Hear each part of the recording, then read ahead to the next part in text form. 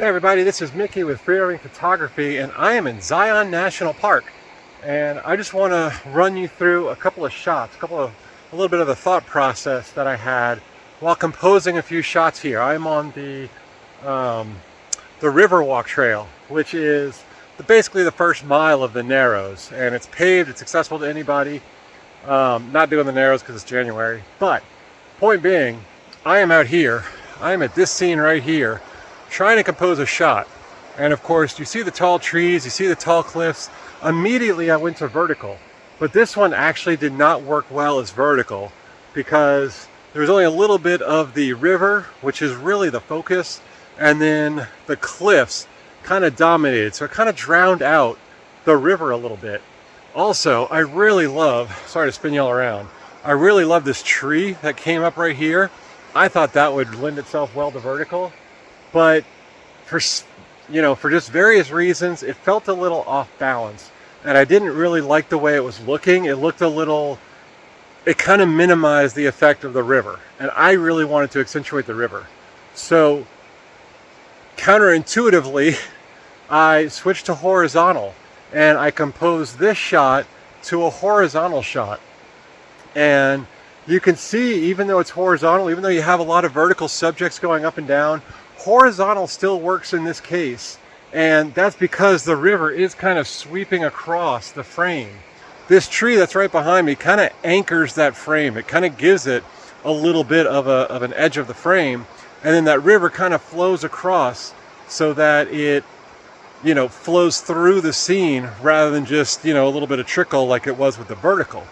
So I hope that helps. I am also going to take you to another spot where I got the same problem. I had a vertical and horizontal and try to do both, and I'll show you what I got from there.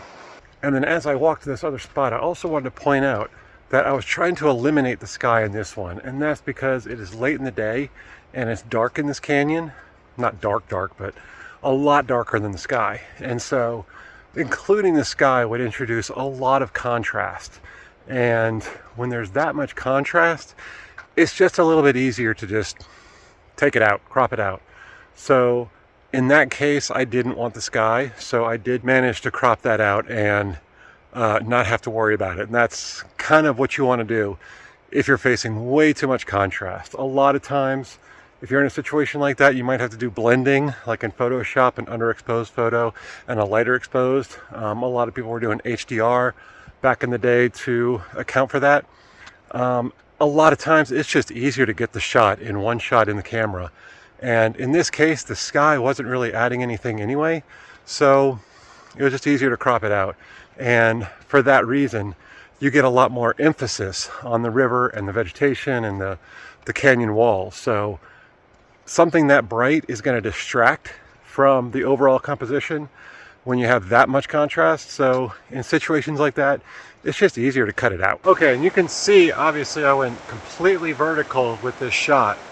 And immediately, instinctually, what you're noticing is that it's not a bad shot, but there are a few little branches sticking in on the right. And I find those a little distracting, and subconsciously any viewer is going to find them distracting too, even if they can't articulate it. So whenever you have something like that, whenever you have branches kind of poking in or just sort of interfering with the composition, there are two options. It's best to just eliminate it completely, or to include the tree that those branches are coming from. And that was what I did in this situation, is I pulled back and included the whole tree because I didn't have a lot of wiggle room. Sometimes you just don't have the room to exclude something entirely. So in this case, I zoomed out a little bit, included the tree, and you can see it actually adds to the composition. It makes it stronger, because you do have that strong leading line coming down the right side. Additionally, I also shot a horizontal shot, and you can see my first attempt was not very strong. I tried to include some of those trees on the right to give it more of an anchor, but ultimately your eye wanted to follow the river more, and it wasn't doing that. So I just kind of panned left a little bit, included a little bit more of the river, and you can see it worked out a lot better. And for all of these shots, I am actually using a polarizing filter, a circular polarizer. And whenever you're shooting water, it helps the photo a lot because it basically eliminates glare, or at least reduces glare a lot. And what you get is you get more color from the water, and you just get a nicer image of the water instead of just the glare reflecting off. Likewise, a circular polarizer can also be used for things like fall leaves to eliminate the glare off the leaves, so you get more vibrant colors on your fall leaves. So that's the photos I got from this little hike. So thanks for watching. Please like and subscribe if you haven't already. Any questions or comments, leave them down below. I will do my best to answer. And thank you all so much for watching.